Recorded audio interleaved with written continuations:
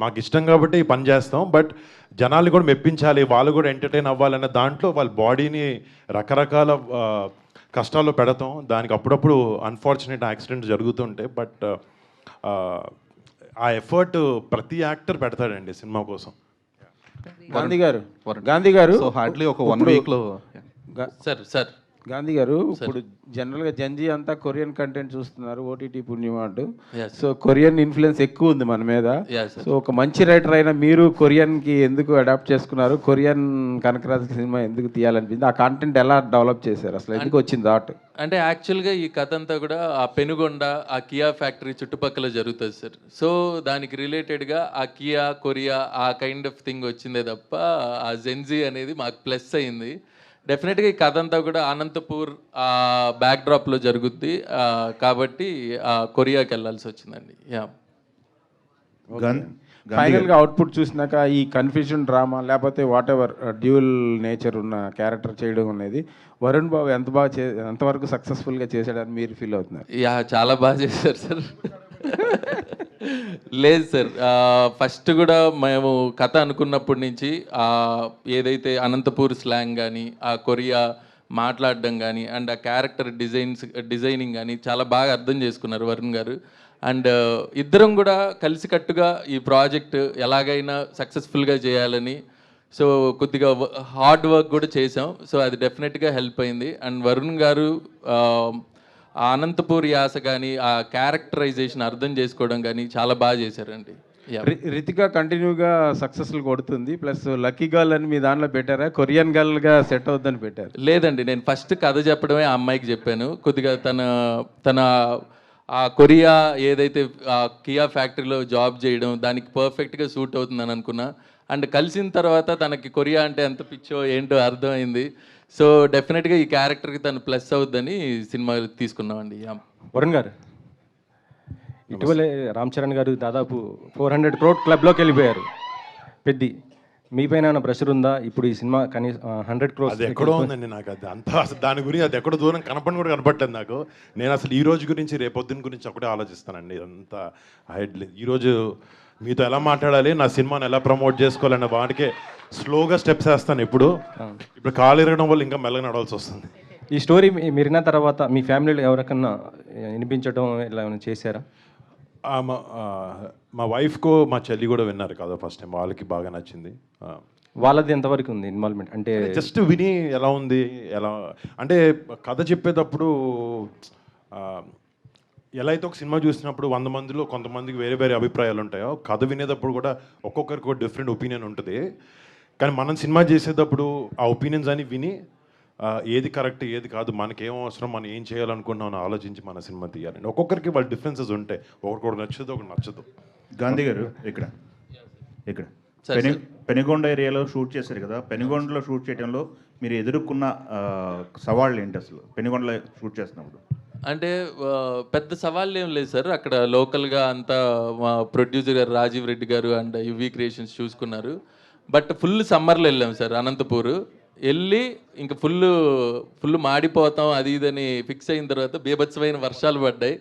Everyday rain ఉండేది. అంటే rain అంటే చిన్న రైన్ కాదు, పెద్ద తుఫాన్ టైప్. సో అదొకటే చిన్న ఛాలెంజ్, కానీ మిగతా అంతా కూడా చాలా బాగా జరిగిందండి. గాంధీ గారు జెట్లీ తర్వాత మీ మైండ్ సెట్ ఏంటి? దాన్ని ఏమంటారు, మెయిన్ సెంట్రిక్ మూవీస్ చేయడానికి ఇంకా ఇష్టపడుతున్నారా?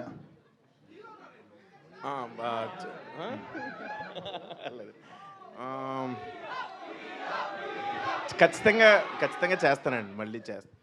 ఓకే గాంధీ గారు, ఆల్ ది బెస్ట్. గాంధీ గారు ఈ కథ చెప్పినప్పుడు గాంధీ గారు ఈ కథ చెప్పినప్పుడు వరుణ్ తేజ్ ఎక్కువ కండిషన్లు పెట్టా, సత్య ఎక్కువ కండిషన్ పెట్టా? సత్యానే సార్. వరుణ్ గారిది ఏముంది, ఆల్రెడీ మేము ఫిక్స్ అయిపోయాం ఏంటి అనేసి. ఎవ్రీడే లొకేషన్లో ఇది ఆ షాట్ కరెక్ట్గా వస్తుందా లేదా, ఏమన్నా ఇదైతే ల్యాగ్ ఉందా లేదా అనేసి ఎవ్రీడే కూర్చొని ఆన్లైన్ ఎడిటర్తోనే ఉండేవాడు. అంటే ఆయన మధ్యలో అలిగారంట, నాకు హీరోయిన్ పెట్టలేదు ఈ సినిమాలో. ఆ అమ్మాయి కూడా అతనితోనే ఎక్కువసేపు ఉంటుంది సినిమాలో. అంటే పేరు వీళ్ళిద్దరా? లేదు సార్, బట్ ఆ క్యారెక్టర్లో ఆ అమ్మాయి పెయిర్ అయ్యేటట్టు అయింది. వరుణ్ తేజ్ గురించి ముందు ఇంకో కథ రాశారంట కదా, సార్. ముందు ఇంకో కథ రాసి మెల్లిగా కొరియన్ కనకరాజు స్క్రిప్ట్లోకి వచ్చారు. అసలు ఆ కథ ఏంటి? ఎలాంటి జానర్ అది? చిన్న fun film kind of thing అండి అది. బట్ ఈ స్టోరీ పర్ఫెక్ట్ అని ఫిక్స్ అయ్యాం. సో దీంట్లో చాలా స్పాన్ ఉంది, క్యారెక్టరైజేషన్స్ ఉన్నాయి, కామెడీ ఉంది. సో ఈ కైండ్ ఆఫ్ ఫిలిం ఇప్పుడు కరెక్ట్ అని ఫిక్స్ అయ్యి డిసైడ్ చేసామండి. రితిక గారు మీరు అంటే చాలా సెలెక్టెడ్గా పోతున్నారు ఏంటి? మూవీస్ చాలా తక్కువ చేస్తున్నారు, ఏంటి reason? Sir, there is no reason, to be honest. I did not do it deliberately, but I believe in quality over quantity. I guess that's why I'm just, you can say selective or conscious. They, naku, e reason I like thinking ki that whatever I'm giving to the audience, I give my best. I guess that's why I'm trying to be little more conscious on the movies that I do. That's all. సత్య గారితో combination ఎలా అనిపించింది మీకు ఇద్దరు? అంతే, చాలా బాగుంది. Well, I think most of the second half, it's me and Satya only roaming around the whole movie. And he's very supportive, very nice. And I think one scene could also, he told me like how to give expression and everything. Tarvata director garu came to me and said, Ritika, don't do anything he's telling you. Just do what is right for you. Don't follow Satya. I'm like, okay, sir. Ritika garu, for the first time you are pairing with Varun Tej, and your combination also looked very good. Thank you, sir. The most part is Satya, the director, is telling. But what is your personal experience when you are doing ఈ character Varun Tej గారితో కాంబినేషన్లో పనిచేస్తున్నప్పుడు? What is the special highlight you found in him? Sir, highlight, I think the entire experience, filming process is highlight for me.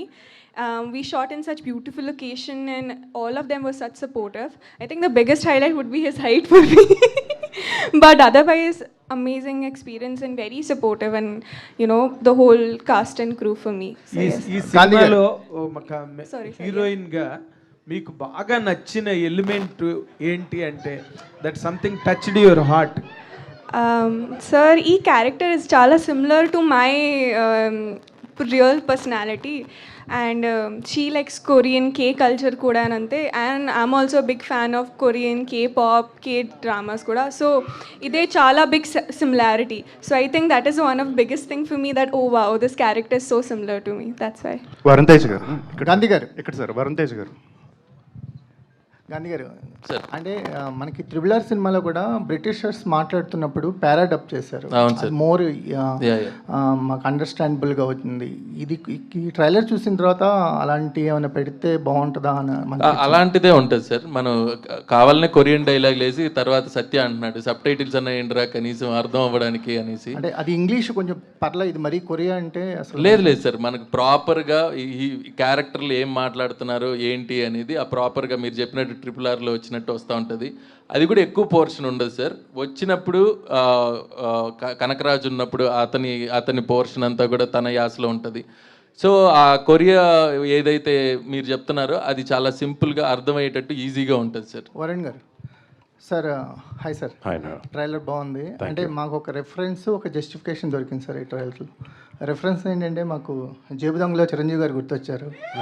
ఆ getup అవి చూస్తుంటే అంటే బాగా open చేసిన క్యారెక్టర్లా అనిపించింది. జస్టిఫికేషన్ అంటే మీరు కొరియన్ గెటప్లో మెగా ప్రిన్స్కి జస్టిఫికేషన్ దొరికినట్టు అనిపించింది.